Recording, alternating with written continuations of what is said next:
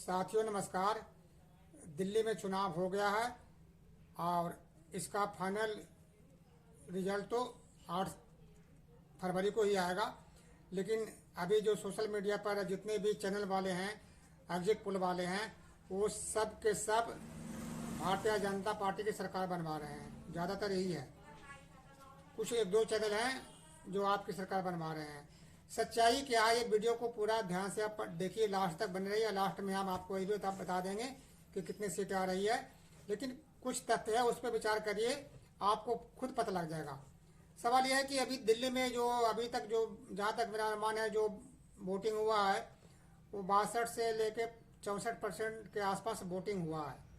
तो ये normal voting है। इतने वोटिंग आमूमन होते रहता है, हर चुनाव में इतना वोटिंग होता है। इससे वोटिंग ज़्यादा भी नहीं हुआ है, कम नहीं हुआ है, नॉर्मल वोटिंग ही है। तो जब कहीं भी किसी सरकार को जब बदलाव करना होता है ना, तो बड़ी संख्या में लोग चुनाव के लिए बाहर निकलते हैं। लेकिन ऐसा कहीं भी देखने को नहीं मिला है। दूसरी बात, दिल्ली की जनता भाजपा को लाने के लिए क्यों सोचेगी? वहाँ तो पहले ही सरकार भाजपा की है। 7 सांसद सदस्य हैं और सारे के सारे भाजपा के ही हैं। दिल्ली के प्रशासनिक का प्रमुख जो होते हैं, एलजी होते हैं, वो भी भाजपा के होते हैं। अब रही बात दिल्ली विधानसभा में मुख्यमंत्री की, तो अभी तक जो रिकॉर्ड है कि ये भी आप देख लीजिए, 3 बार से संसद सदस्य दिल्ली में भाजपा के ही आ रहे हैं। लेकिन उसके 10 महीने बाद जब चुनाव होते हैं तो विधानसभा में रिजल्ट उसके ठीक विपरीत आता है। अभी तक तो रिकॉर्ड यही है, आप देख सकते हैं।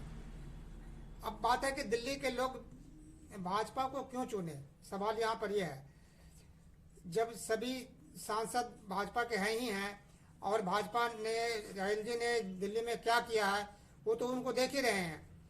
तो बात रही अब आपकी सरकार की, केजरीवाल की, तो लोगों का ये कहना है कि केजरीवाल भ्रष्टाचार के नाम पर चुनाव जीता था और अच्छा शासन देने के लिए वादा किया था, मगर वो भी भ्रष्टाचार के आरोप में जेल जा चुके हैं। उसके सारे मंत्री, मनीष सिसोदिया और कई मंत्री हैं जो शराब घोटाले में लिप्त पाए गए हैं और इस चक्कर में वे जेल की हवा खाकर आए हैं। तो ये उनके लिए नेगेटिव होता है। लेकिन जेल की हवा खाने से क्या होता है? क्या उनको आरोप तो सिद्ध नहीं हो गया ना? झारखंड में क्या हुआ था, हेमंत सोरेन सरकार भी मुख्यमंत्री से इस्तीफा देना पड़ा उनको जेल जाने के लिए और वो भी जेल गए। उसके बाद भी वहां की जनता ने उनको निर्दोष साबित कर दिया। यानी चुनाव में झारखंड में भाजपा का सफाया हो गया और हेमंत सोरेन फिर दोबारा मुख्यमंत्री बन गए। तो दिल्ली में भी लोग भाजपा को वोट देंगे तो उसके लिए पूरे देश का जो व्यू है उसको आप जान लीजिए। जो देश का, पूरे देश का व्यू है, वहाँ दिल्ली का व्यू से अलग नहीं है। शायद ये सोच रहे हो कि कुंभ का आयोजन करके हमें वोट मिल जाएगा, तो कुंभ तो कोई नई बात नहीं है। हजारों साल से कुंभ का मेला चलते आ रहा है, कोई नई बात नहीं है, इसलिए इसकी कोई बात नहीं है। बात रही केंद्र सरकार ने क्या किया अब तक। इन्होंने, यदि केजरीवाल दोषी है, उन्होंने को जेल डाला गया वो भी शराब घोटाले में, तो भाजपा वाले कौन से दूध के धुले हुए हैं ये खुद आप देखिए। इन्होंने इलेक्ट्रोल बॉन्ड के जरिए अरबों रुपये चंदे लिए। उस चंदे के बदले में उनको दुनिया भर के सरकारी कंपनियां और अन्य तरह के ठेके दिए। तो क्या ये भ्रष्टाचार नहीं है? मोदी जी ने खुद कहा था कि 15-15 लाख रुपये सभी के खाते में आएगा और जितने काले धन है हम वापस लाएंगे।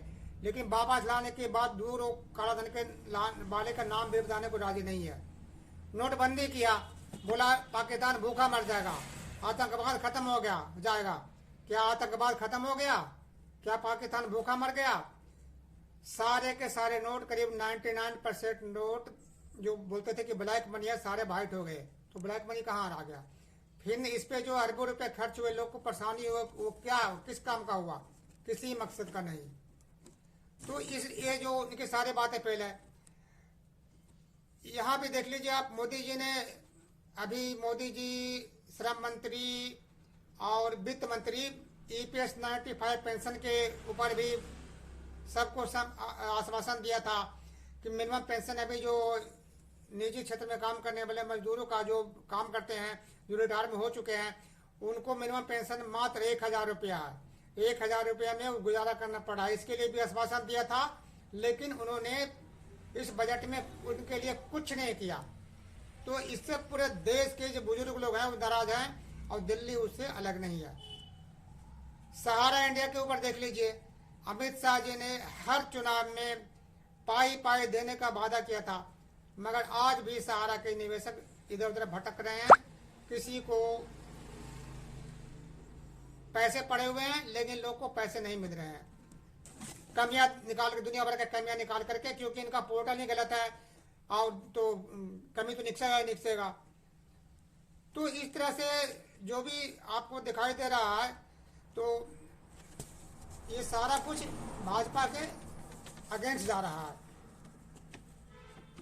मजे की बात है कि सोशल मीडिया पर आप जो भी देख लीजिए, आप जो EPS 95 पेंशन के लेकर देख लीजिए, तो जो आम पब्लिक का रिएक्शन है वो सीधे उनका यही कहना है, जो हमारे साथ नहीं हम उनके साथ नहीं। भाजपा वाले ने, ये केंद्र सरकार ने आश्वासन दिया था EPS पेंशन के लिए, लेकिन उनका कुछ नहीं किया। तो अच्छे खासे जो नाराजगी है, जो बुजुर्ग लोगों का, जो मिनिमम पेंशन 1,000 से नीचे में गुजारा कर रहे हैं। हाँ, ये जो बजट में इन्होंने सरकारी क्षेत्र में काम करने वाले के लिए जो इनकम टैक्स में छूट दिया है, उससे कुछ लोग को फायदा हो रहा है, और इसी मकसद से बजट में छूट दिया भी गया था। लेकिन उनको फायदा तो हो ही गया, तो कोई जरूरी नहीं कि वो वोट दो इस बात के लेके भाजपा को ही वोट दें, इसकी कोई गारंटी नहीं है।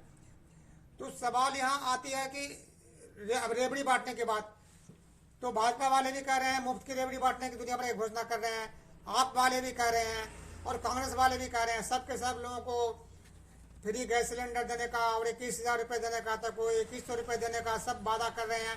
फ्री की बातें तो सब कर रहे हैं। गंगा जमुना की सफाई की बात सब कर रहे हैं, सफाई की बात कर रहे हैं।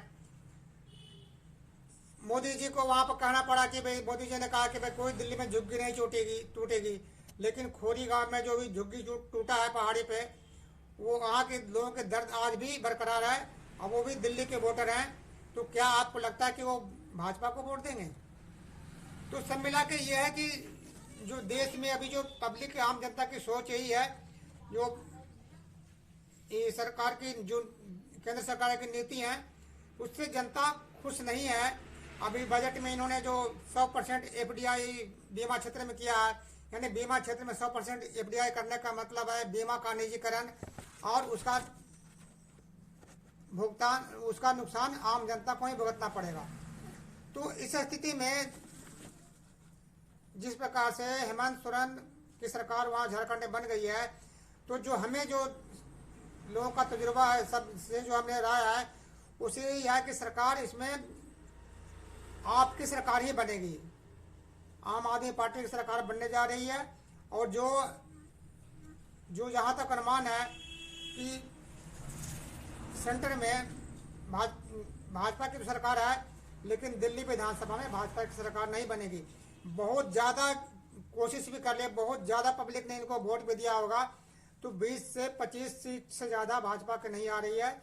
आम आदमी पार्टी को 45 से 50 सीटें तक आएगी, भाजपा को 22 से लेकर के 20 से 22 सीट तक आएगी, और 3 से 4 सीटें कांग्रेस या अन्य को आएगी। इसी के आसपास ही चुनाव का रिजल्ट रहेगा, वो आप 8 तारीख को देख लीजिएगा। और जहाँ तक पब्लिक की जो व्यू है, हमने जो बताया, वो हमारा व्यू नहीं है, वो पब्लिक का ही व्यू है। पब्लिक भी यही सोच रही है। तो पक्की बात है कि सरकार चाहे जैसे भी हो, आम आदमी पार्टी की सरकार बन रही है, और संभव है केजरीवाल दोबारा दिल्ली के मुख्यमंत्री बनेंगे। और यही जो आपको जितने भी चैनल बड़े दिखा रहे हैं, देख लीजिएगा, ये सारे ये भाजपा के पक्ष में हवा आ रहे हैं, इनकी सबकी हवा निकल जाएगी, और आपको लगेगा कि हाँ, सच्चाई क्या है। सच्चाई यही है कि दिल्ली में भाजपा की सरकार नहीं बनेगी, सरकार बनेगी तो आम आदमी पार्टी की सरकार बनेगी। दोस्तों, आपको जो भी हो रिजल्ट सामने आ जाएगा।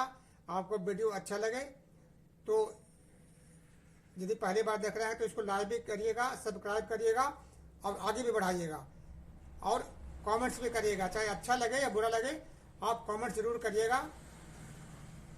जय हिंद।